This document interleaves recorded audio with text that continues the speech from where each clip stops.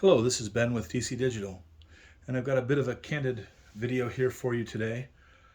This is a product that is we have built custom for a particular customer, manufacturer of office furniture, and they have ordered in this product an Internet of Things expansion or an IoT expansion card that they hope to be able to develop into a useful product in the future. So I wanted to talk a little bit about that card and what its current capabilities are as we ship this unit to them and what its future capabilities could be. So I'm going to move the video over to my screen here. First off, let me explain the product. This is a countdown timer, and it has a wired remote control with 6 functions: start, stop, reset to 0, reset to last value, set seconds, set minutes. Set hours in this particular timer does not work. This is a minutes and seconds only timer. This start stop button mirrors this functionality, and then this start stop button is actually a reset and start button, and it will reset it to the last value and start counting down automatically as well. So in a sense, we have 6, 7 buttons. The remote control has 2 additional buttons here and here that have no functionality, but we'll say in all total we could have 9 different functions. And for those that want to know, this is 1, 2, 7, 4, 8, 5, and 3 and 6 are down here. I think it's 6 and 3. This one over here is 9, and this is also 1, and that'll come into play as I show you on the screen. Okay, so I'm now going to bring the camera over, and I apologize for the jitter. So this is a third-party program. I don't maintain this software or support it in any way, but it illustrates the capabilities that are built in that come with this IoT expansion for this product. So first, let me take you to the page that is hosted by this product. So I've pointed my browser to the product's IP address, and I come up with this page. And this page has a command string and send, and not much more, and a network setup page. Now, on the network setup page is where the magic happens. I can give the device a name. I can set it up for DHCP. I can, which it is set for DHCP, so it has DHCP values there. If I wanted to set it up for static, I could set it up for a static settings here. It's going to listen on port 100. Okay, so if I'm talking to this device remotely from this laptop, I'm going to talk to it using port 100. Of course, I can set that to any number here, but I've used port 100 for today's purposes. Of course, that is subject to your firewall rules and many number of things, but essentially listening port, an available listening port is required for me to be able to send information from my computer over to the device. As well, if my device outputs anything, it's going to output it on port 50450 to this IP address. Okay, and once I've got that all set up, I hit submit, and it'll take me back to the home page, and I'm good to go. Okay, so from the home page, I can mirror any one of these remote control buttons. So I mentioned that this one is 5. So we'll type in here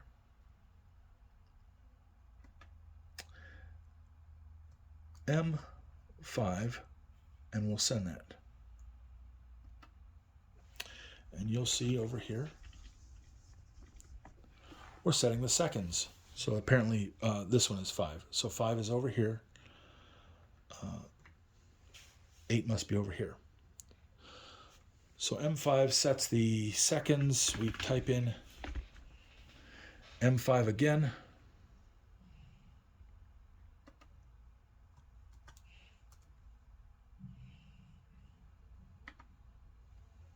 and we stop setting the seconds. We'll type in M8.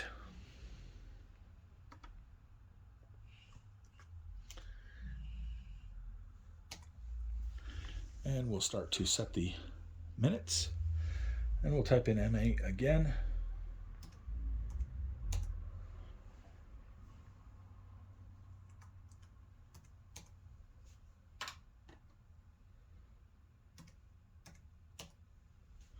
And we stop setting the seconds. Okay. Now the way that this works is this page is hosted by the device, by the IoT expansion card. So typing in here is not the same as sending it via third party. In other words, I'm not actually working with anything third party in this scenario. I'm working with a third party web browser to bring up the page and render the page, but when I click the send button, it's actually the browser formatting it in a HTTP document, sending that over to the IoT card, which then reacts to that. I'll go then to this third-party software here so that I can explain this a little bit better. Okay, so this is Packet Sender, and what Packet Sender is, it's a third-party software developed by a man, Mr. Nagel, who has done a wonderful job, and it explains what I need. So you can download this from packetsender.com, and essentially down here I have my TCP port set up as 50450, which is the same as my settings in the device. Here you'll see 50450 right there. Okay, and up here I have my IP address and port 100 as my listening port. And so as the timer does absolutely nothing, it sends out these data packets. 540025 3B 0000. But if we come up here to our ASCII and we type in M1,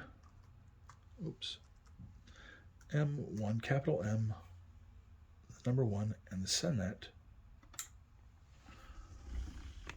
our timer starts, because remember, M1 is the start button.